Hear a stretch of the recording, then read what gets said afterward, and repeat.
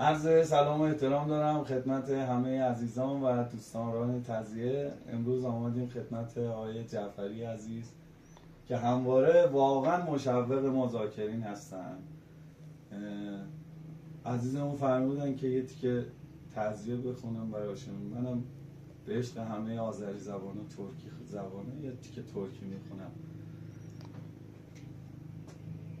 ای خدا بیزی که طفل غم نصیب، هم یتیم و هم اسیر و هم غریب، نه آتامız نه آنامız ای خدا، نه انیسامون نه اقربا.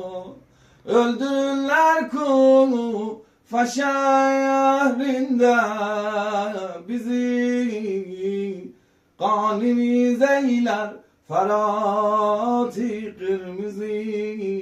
Çare gile gaziye ehli Irak, yok bize bu şehirde rah-ı necat.